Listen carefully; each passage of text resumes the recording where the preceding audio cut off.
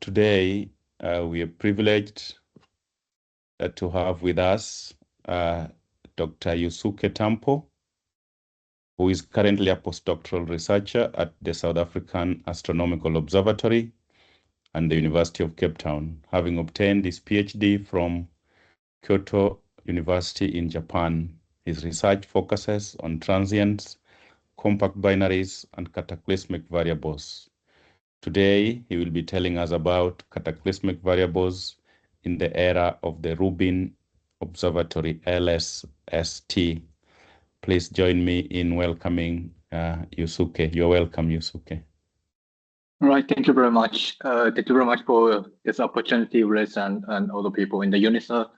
As I introduced, my name is Yusuke Tampo. I'm doing a postdoc here in Cape Town. It's been like 2 years, a few months in Cape Town. I'm having so far so good. Life in Cape Town, really enjoying. It's a start of blooming season here, so the city is getting much more beautiful over the time, I believe. So today I'm talking about the potential of LSST for studying actually various kind of things. LSST can do a lot of things, but my talk is more focused on the cataclysmic variables, which are basically accreting flights of binaries. And so it's not very much like a brand new science discoveries, but it's more like a potential, exploring its potential, and also call for any collaboration. If any of you are interested in, please contact us. We're happy to do a lot more works. And the paper itself is already available on the archive and also ADS Weibo place in last year, and all the information, more detailed information should be available there on all the links as well. So this is outline my talk. So of course, I will briefly introduce about accreting compact binaries in a wider context and also cataclysmic variables, some questions we have in the compact binaries, and then move on to Rubin Observatory and LSST, its potential, and what we actually can discover in CVs. And if the time allows, I will also mention a bit about our future and also actually ongoing efforts to follow them up with SALT and other SL telescopes. Okay, so compact binaries are essentially cross-binary systems containing one or sometimes two compact binaries, compact objects in the system. And here the compact objects are either white dwarf, neutron star, or stellar mass black holes. The bottom panel shows some schematic image of them. So if the compact object is the white dwarf, we call them as cataclysmic variables or CVs, which is the main objective of the paper and this talk. If the central massive star is a black hole or neutron star, we call them X-ray binaries because they are basically more brighter on X-rays. And as you can see these images, because these binaries are cross-binary systems, so the donor star transport its mass into the compact objects. And we often see a lot of evidence of accretion and some accretion triggered burst events and outburst events.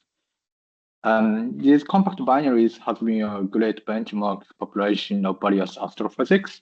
That is one because we know a lot of systems nearby. We probably know more than 10,000 CVs and candidates in our universe, and also hundreds of extra binaries, which have been studied in details.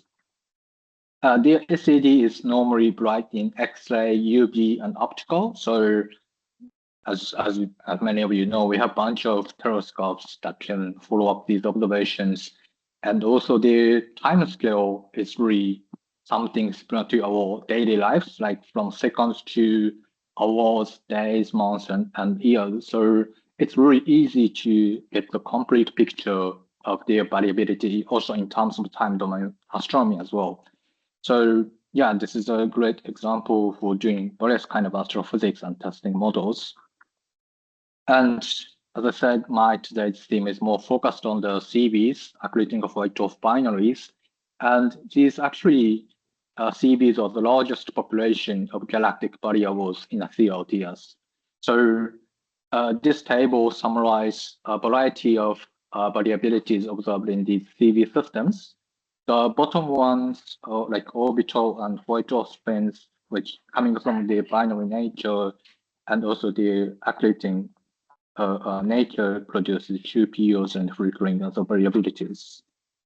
While the top ones are showing more energetic and more large-scale variabilities. For example, classical Novi dwarf Novi outposts, the amplitude can reach 10 magnitude and timescale weeks to years. Some systems showing sort of high state and low states, where the amplitude is differing by a few magnitude and their timescale is very irregular, sometimes days to decades. And also thanks to the time domain astronomy, especially TAS, we now know more faster events on the time scale of hours. They are erupting or relatively energetic events within the very short time scales. So the light up is showing different types of CBs. Some systems have accretion disk, and we see disk-driven outburst, which is known as dwarf Novi outburst, while other systems, the accretion goes on to the white dwarf balls, and these systems often show these high and low states. And as an example of what we can do, actually study astrophysics with these compact binaries, the biggest example would be the accretion physics. So as I believe all of you know, the accretion is the most powerful powerhouse in our universe. So the left panel shows the outburst behavior observed in these compact binaries driven by the instabilities in accretion disk. So there the time scale will have 100 days, and you can see the optical and X-ray light curves here. So they are also essentially multi-wavelengths and potentially multi-messenger outbursts, which is really great target in the current era of multi-wavelengths astronomy and time domain astronomy. And these accreting systems in general, they are not only sort of accreting matter onto the central objects, but they often show some outflows in the form of jets and disk winds. So the top is the famous radio image of the SS-463. It's showing the precessing jet propagating into the stars, into the universe. The bottom panel shows the UV spectrum of one of the CB system, and in the center, you see a P-signal profile of the C4 line, resonance line, which is a good indication that there is some disk winds flowing out from the system. The other sort of important astrophysics we can learn from the compact binary is the binary evolution. So these compact objects are formed at the end of stellar evolution, but in order to understand their nature as a binary, we need a lot more sort of knowledge. For example, the right panel shows the schematic view how two stars in binary evolve into, here you see the CBs, and eventually to a type 1 supernovae and other type of CBs as well. So we need to know rush lobe overflow, common envelope phase, and magnetic braking, gravitational radiation to understand how to form these CBs and compact binaries. And as I said, these are not the end of the life. Some of them could explode as a type 1 supernovae, or if the white dwarf is more massive, like oxygen and white dwarf, they may undergo the accretion-induced collapse, which we still have never observed the actual event in our universe, but we have some implication from the product after this accretion-induced collapse. If this compact object is either black hole or neutron star, the donor star may undergo so-called stripped supernovae, where the outer region, outer sort of atmosphere of hydrogen or even helium layer is expelled, and it's just showing a collapse of the very central core of the star. And of course, if it becomes a double neutron star, or at least the binary has a neutron star there, we might see their module can be studied as a kilonovae as well. So these actually compact binaries has been studied for more than 100 years since their discovery. Of course, at the time of discovery, we don't know about their nature, but the outbursting phenomena itself has been observed more than 100 years. But we still have a lot of questions we want to answer, and they are very fundamental questions. The first one is the volume densities. So we can sort of calculate what all the expected volume densities from the binary synthesis calculations. And nowadays with Gaia, we can also measure more or less precise volume densities. And there is a big discrepancy by a factor of 10 or more, both in the CVs and X-ray binaries. One possible reason is that the binary synthesis calculations predict that very inactive systems are the majority of these current day compact binary populations. Here, inactive means like they show out about, say, every decade or even longer. So we still haven't, the system are there, but we haven't identified them as a compact binaries. And also in this system, their quiescence is completely sort of faint, and we don't know the origin of viscosity in these neutral hydrogen gases. For example, the magnetic rotational instability will not work in these systems, but some of these systems showing the evidence of accretion. So there should be some viscosity in the accretion disk, but we don't know the origin of that. Also, we don't know which actually compact binaries or white-dwarf binaries will explode as a Tampo supernovae and which will not. There are some new sort of white-dwarf binary populations, really rare ones like white-dwarf pulsars are a good example, but we are not sure how these new and exotic system will fit into the classical picture of binary evolution. Are they just a transitional phase, or are they completely taking a different evolutionary path from the classical systems? And despite these kind of things, we have a actually nice theory of disk instability model explaining the outburst, and also we have a binary models sort of fine-tuned to explain these volume density discrepancies. But these models are basically built using the solar neighborhood systems. So we still want to test these models in a different environment. Here, for example, globular clusters, measurement clouds with different star formation history, or meteoricity, how meteoricity will impact those kind of factors. But we don't have very much nice sort of catalog of CVs in these faraway populations to directly compare with those in our solar neighborhoods. And of course, as an astronomer, like we are always looking for any new exciting compact binary systems, of course. So this is like one particular sort of my personal things I want to answer. I want to more pursue with is the update the view of quiescence accretion disk in compact binaries. So this is a light curve on the right, where the system is originally in the quiescence before it's going to the outburst on the rightmost. And actually, our understanding of these quiescence disks is based on the snapshot observations. We say take some detailed observation, we make some models, and thus it's accepted as a sort of general view of quiescence accretion disk. But in reality, because the mass comes from the secondary star, donor star, and the disk mass actually gets bigger and bigger over the time before the outburst. So there should be some evolution in accretion disk over the time. And actually, this is a good example. We see the gradual brightening towards the next outburst. But we only have this example in a CV and another example in an X-ray binary. So we are still not sure this is really universal events or these detected systems are actually like special cases. And even if it's real and universal thing, we are not sure what's actually changing in the disk and what's actually causing this brightening event. If it's because of just simply the temperature is rising, the accretion disk radius is changing, or just simply surface density changes is the most important key. We are not sure what's the actual cause of this brightening. And obviously the largest barrier is the limiting magnitude.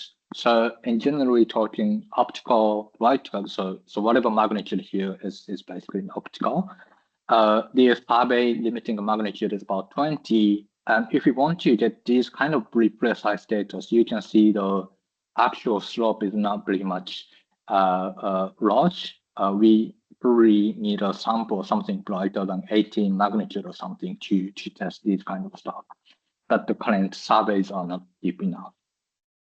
Another thing is that how distant CBs would differ from the solar nearby. And as I said, various factors in the globular clusters measuring clouds could affect the actual population of compact binaries in these systems.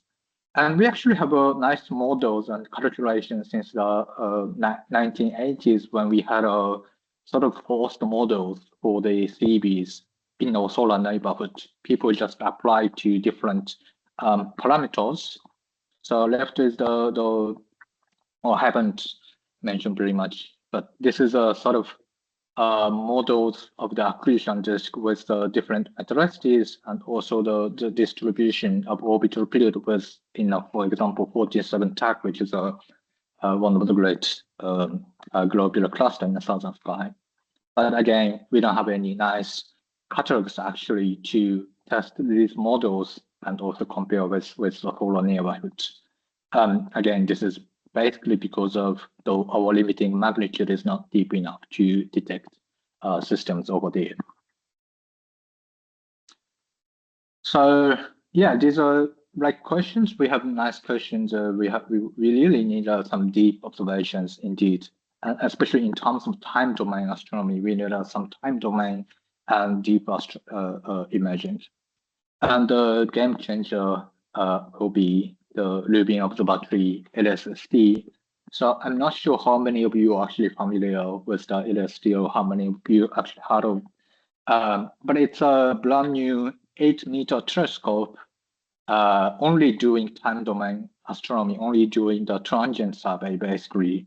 So the mirror size is, as I said, 8-meter, and this camera is this gigantic, so you can see the people standing next to it, and you can see how like crazy things we are actually astronomers doing. You probably see it.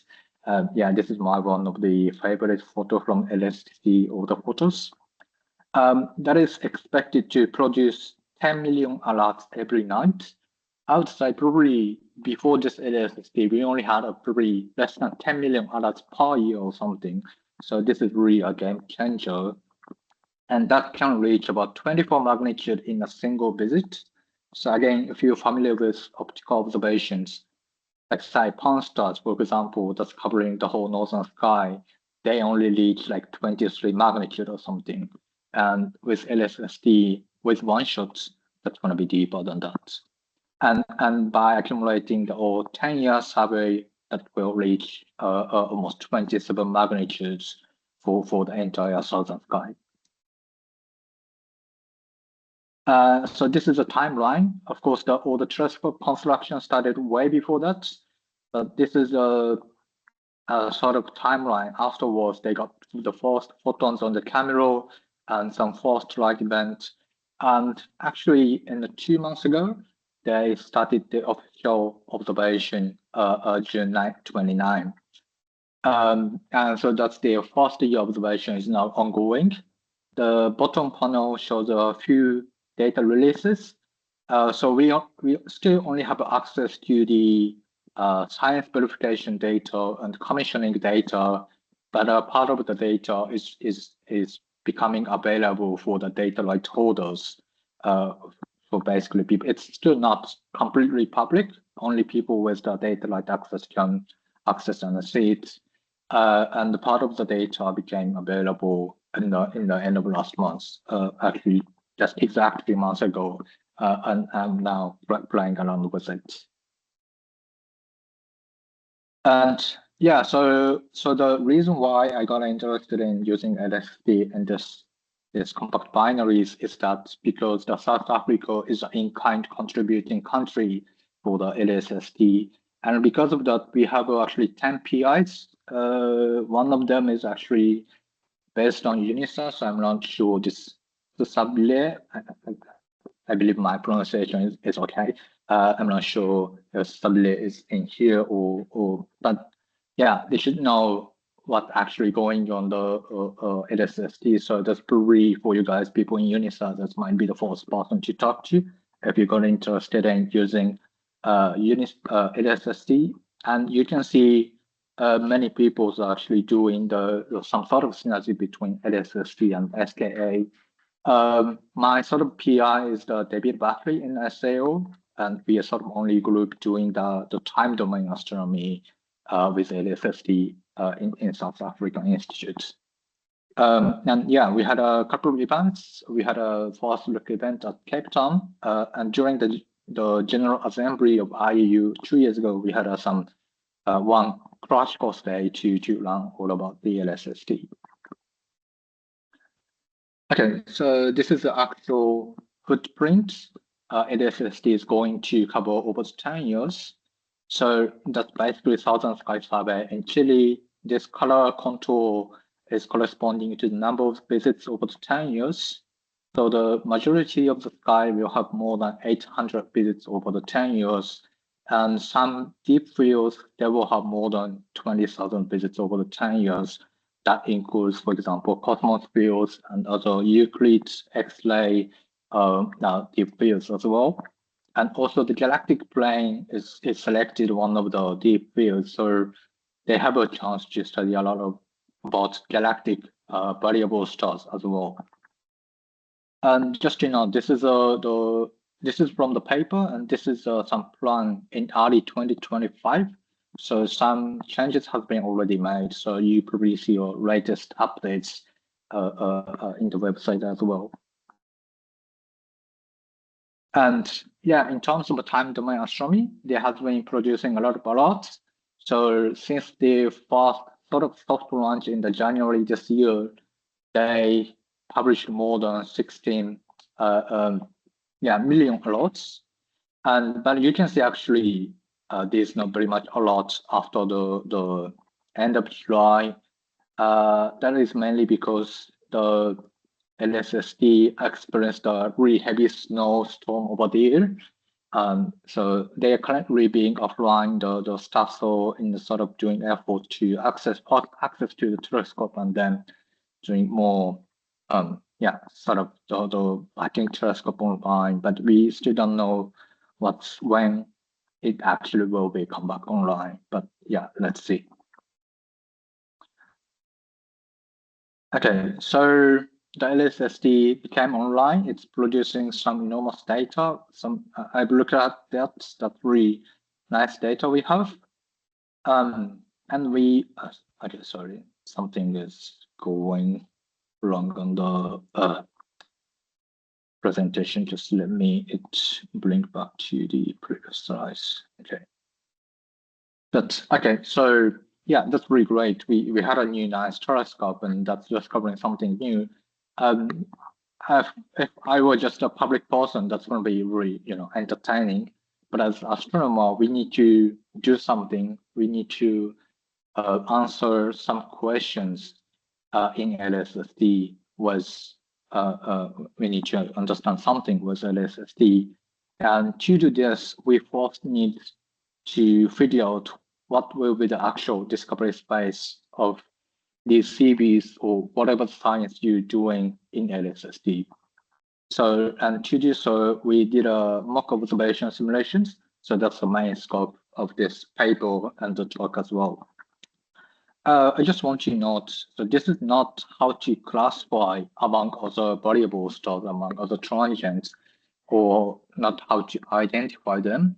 So our effort is something step before that, actually doing that, but we are sort of try to characterize what's going to be the discovery space of CBs in LSST. For the simulator, we used Rubin sim, which is open to anyone. You can just Google Rubin sim or something, or you can probably this link doesn't work for everyone, but yeah, and you can just go to the website and you can see a lot of examples actually. So they provide a number of examples. This is just a bit of screenshot. So you see AGN, microlensing, Chironovi, and other galactic plane transient as well. So even if you're not very much familiar with the simulators, that's really straightforward. You can just download it, right, and you can just actually see how your science target could be detected in LSST. For the simulations, we put the 3 different type of CB with outburst or variable behaviors to cover various timescales and brightness. I'm not going to very detail the physics behind them, but in generally speaking, the first one is the dwarfing of outburst observed in non-magnetic CBs. And we here focused on so-called WZ stars. They show some large amplitude of 79 magnitude, and the outburst duration is 20 to 30 days, but their outburst is just once per decade or something. So even with 10-year LSST coverage, our sort of chance to detect them in outburst is basically 1 outburst. The polars shown in the bottom. So this is the template light curve, and of course the x-axis is the date, y-axis is the absolute magnitude. And you can see the different scales of the x-axis mentioning the different time scale of these events. So polars are showing more or less irregular state changes in up state and down states, high and low states. The typical amplitude is like 2 to 4 magnitude. And lastly, micronovae is, as I mentioned, that's a really fast event. The burst is not very much large amplitude, but the duration is typically within 1 day. So it's an intranight event, basically. For the simulator, besides the light curve, we also need an input of their distance and distribution on sky. We assume a really simple assumption that they are following a smooth galactic synthesis without any complicated structure like thick disk, bulge, or arms or clusters, halos. The particle state height is determined to be 260 parsec. This is basically determined by the age of CBs as a binary. So because basically all the population, they just more scattered around on the vertical direction. And this simulator has its own 3D map, so we utilize it. The baseline file, which is the file basically explaining, containing all the information, how the survey will be carried out. So it includes all the cadence, depths, and weather factor, and some simulated TOs as well. We used the version 4.3.1, which was latest at the time of writing paper, but now we have a few updates in the some new updated versions, version 5 or something. And lastly, we simulated 20,000 light curves in each class, randomly choosing the on-sky position and randomly choosing when the system actually goes into the outburst. Okay, so from here, I'm going to show 4 or 5 slides from our results. This is the first slide of the result is about the development of outbursts. So I show the input light curve on the right bottom for reference. So again, the x-axis the days and y-axis the magnitude. Right up is the table of the summary of the numbers, but it's just numbers. It doesn't. Yeah, I'm going to just mention everything in more like in the sense of fraction in the system on the videos. So in this video shows the x-axis, the input around peak magnitude in outburst. So this peak around in absolute magnitude 4 or 5 is scaled to the distance, also adjusted for the extinction for the direction as well. So you can see like in this way. So any outburst peaking 20 magnitude, about like 40% of them is detected in some way. And this solid line shows all the detection in this type of stars, regardless if the detection is in outbursts or in quiescence. And this dashed line, the blue line here shows the detection only during the outburst. So you can see about 40% of the system on average, if it's bright enough, they will be detected by the LSST. So And this includes the percentage when the system is behind the sun. So anyway, about half of the year, we can see them. And yeah, so it's saying, actually, it's really doing a great job, I think. And finally, this orange dot line shows the system with a counterpart before the outburst. So for those systems, we basically can measure the color of the quiescence counterparts and also the outburst amplitude as well, which actually provides important information to classify them. When just something pop on the sky, we just see something, say, 16 magnitudes, and if we see something counterpart, we can measure this amplitude and colors, and then say this is most likely to be this type of star or the other type of star. So for probably up to 70 magnitude, we can get those kind of information, and that is really helpful for the classification. But for anything pointed on this magnitude, we only basically see the something pop up in the sky from nowhere. It's just showing this outburst sort of decline, plateau decline, and then that will go on after the outburst finishes. So that's more like a transient event in actual data set.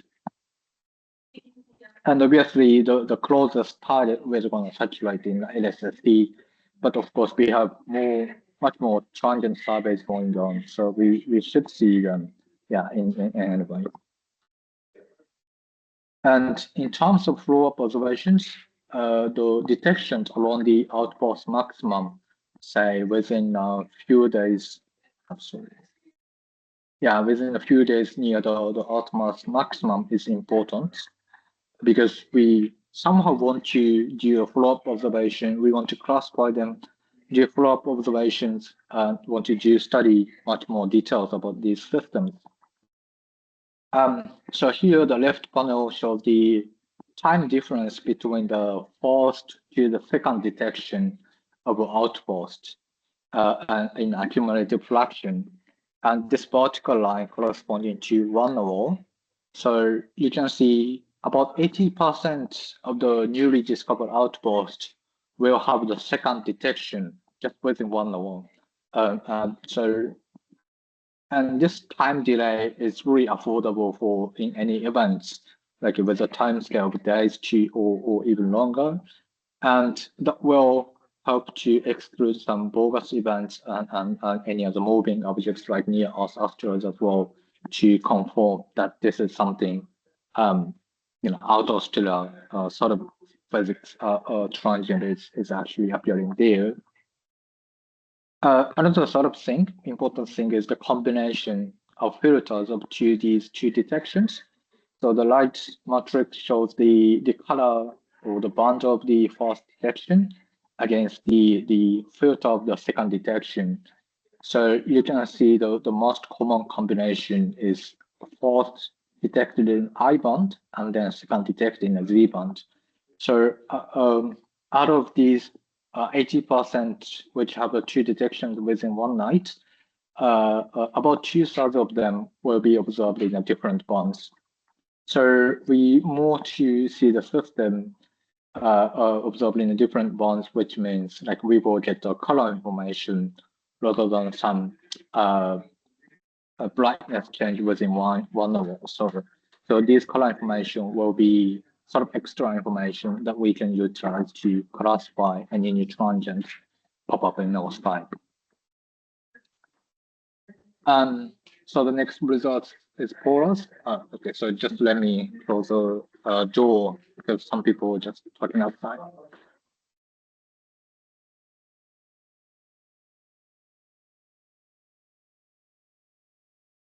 Okay, sorry. Yeah. So the next result is about the porous. So again, the bottom right curve shows their light curve. So they are sort of going up and high over the time scale of 100 days or 1,000 days. And yeah, the amplitude is few magnitudes. And in this case, the x-axis is the measure magnitude of the input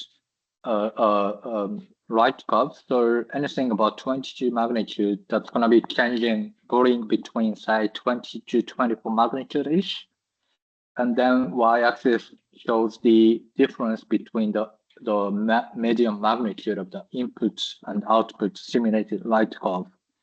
So you can see probably up to 23 or magnitudes, the input and median light curve, we basically get the same thing. So the LSST can cover the both high and low states, but the system fainter than that, we basically see the output, the simulated light curve is more biased to the we only basically see the high states in LSST. So the simulated light curve is biased to this high states.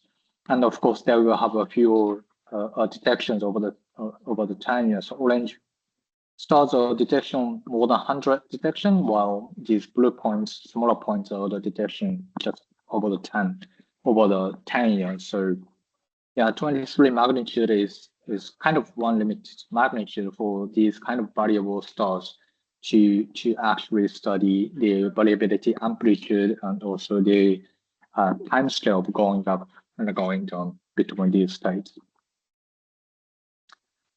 And lastly, micronovae. So these are basically very fast burst event within one day. In this case, the left panel show the amplitude of the burst and the actual number of the system. So, and these vertical lines here shows probably R-band amplitude in the input light curve. So you can see the actual input is something like 2 or 3 magnitudes, but the observed amplitude is normally underestimated because of the lower cadence of LSST. They are not necessarily detecting system in a peak of the burst, but they are most likely covering it on the rise or decline. So the amplitude is always underestimated by a 1 to 2 magnitudes. So even if the system is showing actually 2-3 magnitude of the amplitude, the detected amplitude is going to be less than 1 magnitude.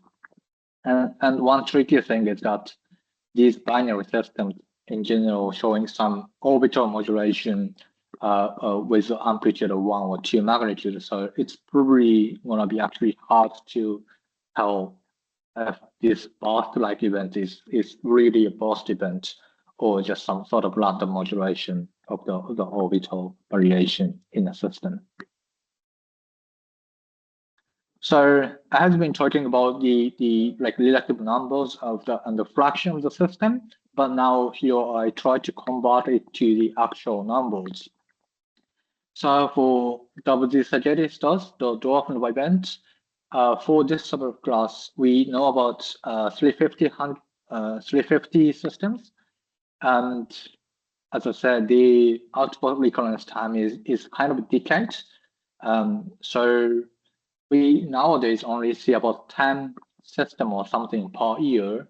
But once LSST started its full-scale observation, we should see a few outputs from these systems every night, and more than 1,000 systems actually in LSST. But of course, the challenge is the identification. That's going to be like 20 to 23 magnitude outposts coming from this system. It's going to be a bit challenging. But in terms of following up the quiescence light curve before the outpost, there's going to be more than 10 outposts every year we can study about the quiescence. So LSST really detecting deeper magnitudes will actually provide a lot more samples for the quiescence evolution time domain data surveys. For polars, we know about 80 systems within the 500 parsec. And by extending it, we should see more than 1,000 systems with 100 detections over the 10 years. And yeah, this could be applied into various astrophysical events. For example, WZ Sagittarius stars. This is light curve comparison of different type of stars and different type of outposting events from the blue is the our simulated light curve, but it's showing similar sort of time scale with classical novae or so-called rapid transients or fast blue optical transients and luminous red novae as well. The polars could be applied to more like normal compact binaries and their variabilities, and also micronovae can be applied to the stellar flares, which is also going to be one of the most common transients, most common variability we should see in the LSST. So, okay, if the time allows, I just also want to mention that this deep LSST is not only beneficial to study the galactic like cataclysm variables, but it will enhance the chance to study these CBs in a different population, especially in the globular clusters and marginal clouds. So again, this is in this case, the x-axis is the distance from our sun, and the y-axis is the time fraction of the system. So I will here more focus on double Sagittarius stars, dwarf about first. But you can see at the 47 track in the globular cluster, the actual fraction of system just detected is basically the same 40%. So even at the something 5 kiloparsec, we expect the similar performance as we in the very local populations, and the fraction will become lower, but we should still see something in a large and small marginal clouds, which we haven't discovered many or very few numbers of dwarf in those systems, and that will actually enable to study these relatively normal series in these populations. We know the series are going to be there. We know a few really bright and special events, but we have never been able to study these normal series, but LSST will enable these frameworks as well. So yeah, LSST, as I said, has studied some operations. Okay, so this is more or less the last slide. So after the LSST started producing its alerts, I just just wake up in the morning, just go to their website and just see like top 10 something promising alerts or something. There's gonna be more than 1,000 coming per day or something. So I still haven't checked all of them, but I was just trying to figure out which could be something interesting for me. And actually most of the alerts with the objects in a reference image, which means that's more like stellar source, are red. They could be actually AGN for most of the cases, I believe. Some of them are eclipsing binaries and stellar flares. But I just occasionally found one system with relatively large amplitudes. So this is the actual web screenshots from the LSD alerts, alerts. You see some large amplitude. Maybe these text might be a bit too small, but the amplitude is like 0.3 magnitude. They are blue color. They actually the period is about 6 to 5 minutes. So I thought this might be CB, and we just took a short spectrum. We also get a SA doing some time resolve photometry from the SL telescope, and we just found it's a new previously unknown SX Phoenix type of pulsating star. So this unfortunately was not a CB. And for me, it's a bit sad, unfortunate. But I believe this is going to be sort of one of the typical discoveries by the LSST. And you actually see a really nice curve in the LSST itself.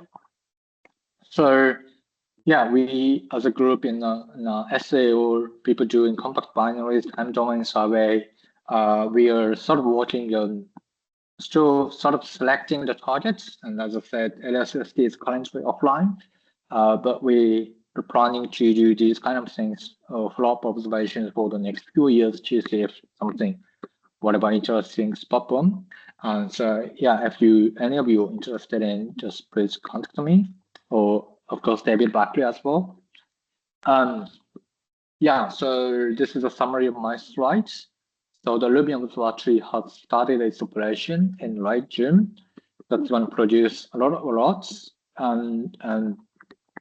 But if we want to really utilize this data, we need to know how we actually can find CVs among these 10 million lots. And yeah, so we're going to see a large fraction of the outposts, but only bright system, we could say really sort of confident classification just based on the LSST data. Otherwise, we're going to need some classification spectrum or follow-up observations. But during the outpost, we should see a lot of color information there. We can pretty easily eliminate any bogus or moving objects thanks to the current observing plan of LSST. There should be much more potential for using this LSST for not only studying CVs, not only compact binaries, but any various kind of transient events and variable stars and also multi wavelengths view as well. Just before I finish, now currently I'm touring the SAO colloquium. So if any of you have a chance to come to SAO or like nearby Saleo, SKA, UCT, UWC, or whatever, and we are happy to hear your talks and your science results as well. So in that case, just feel free to contact me. And that's it from myself. Thank you very much for listening, and happy to take any questions.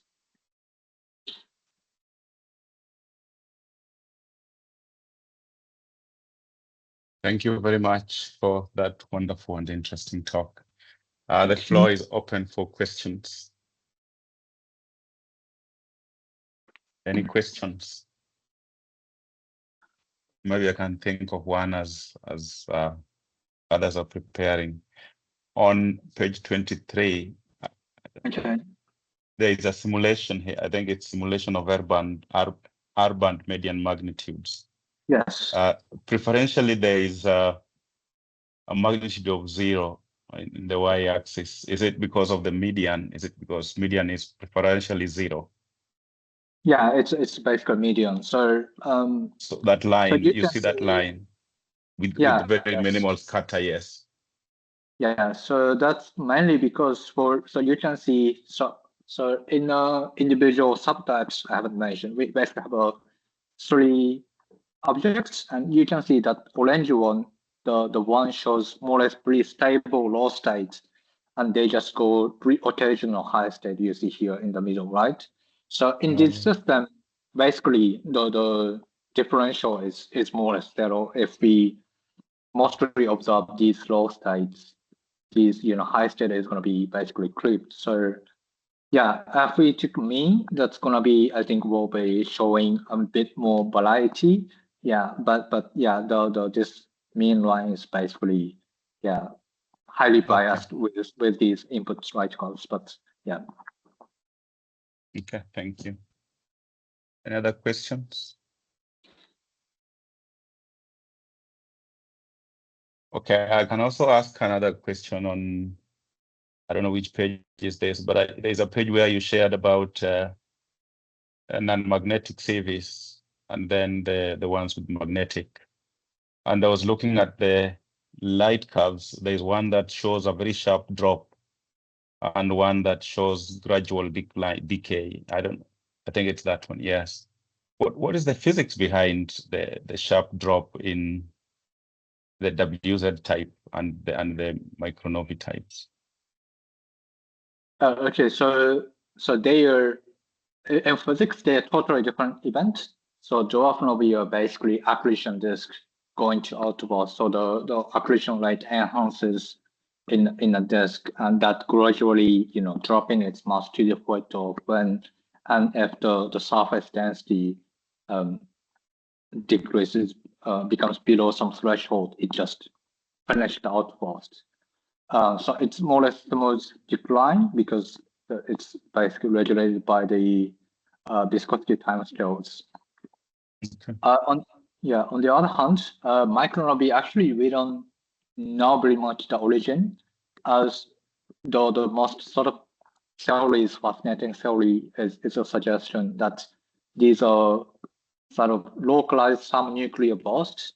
So some of you may have heard of classical Nobel reaction, where the hydrogen layer of the entire white dwarf basically ignites and explodes. It's more like a local version of them, people signing.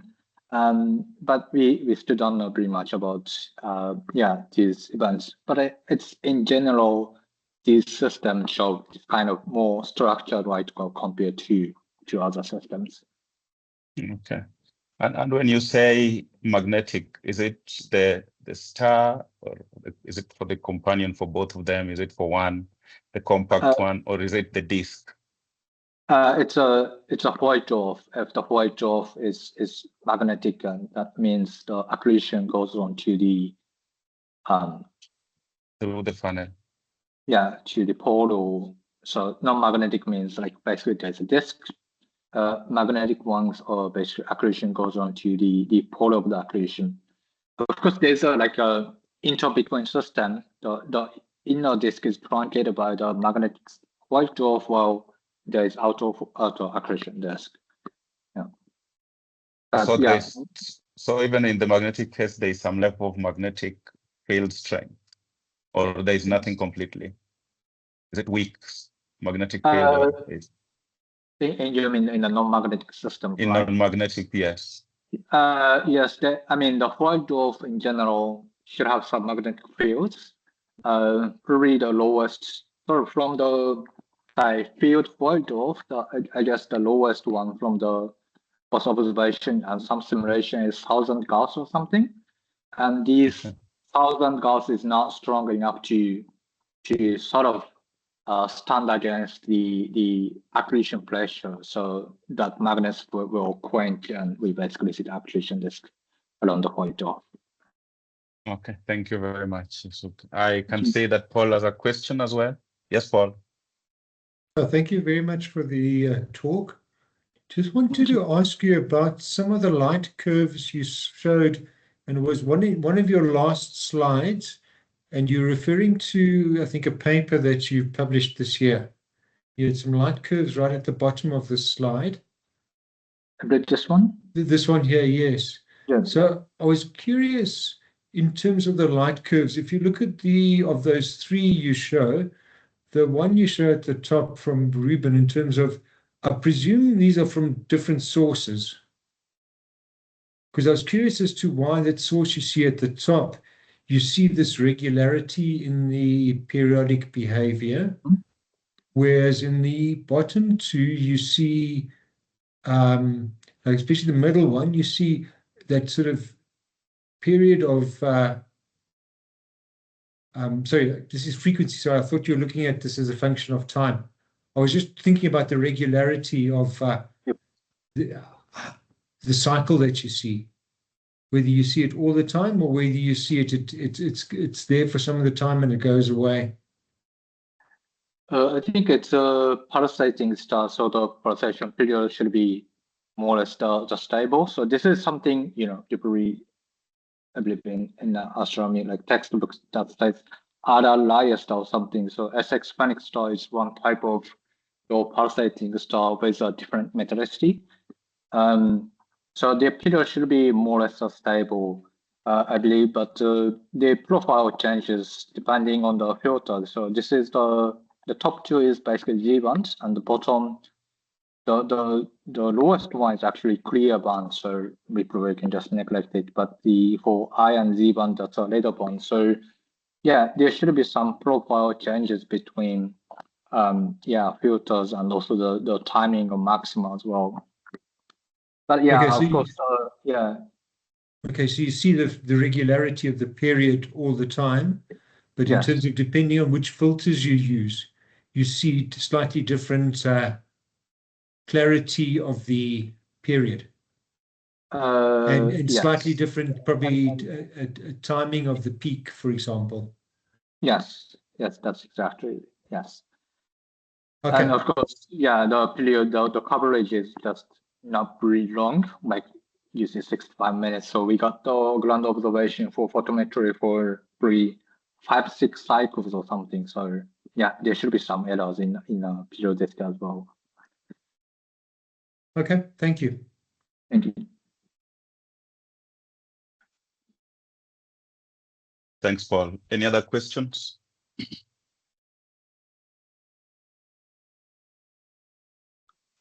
Maybe as we are waiting for the next, I have a question on page 5 of your slide. Okay, which page did you say? Page 5. Okay.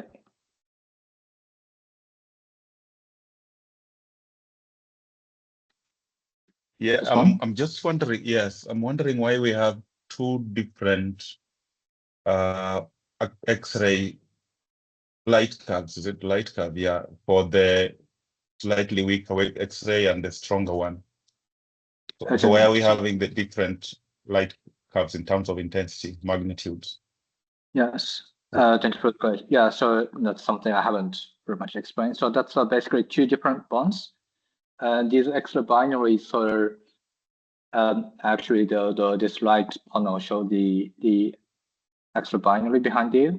So the basically harder X-rays are coming more inner region of the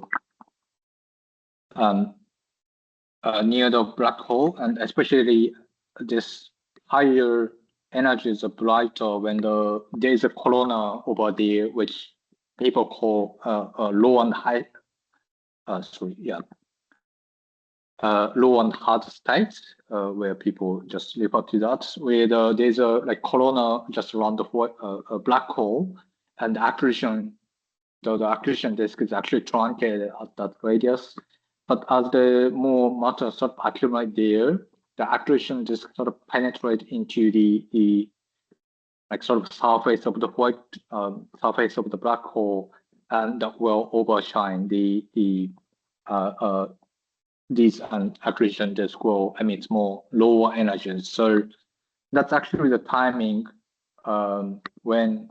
So in these initial phase, we often see the strong jets there, and then once accretion disk sort of penetrate into the black hole, near the black hole, we see some flaring in softer X-ray bands.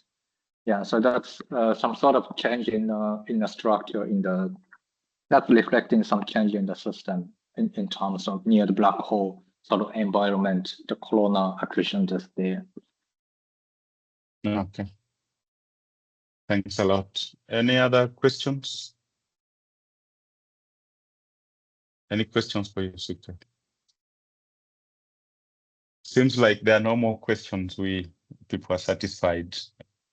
Thank you very much once again. We really appreciate accepting to give us this talk and the time that you've taken. Yes, thank you very much.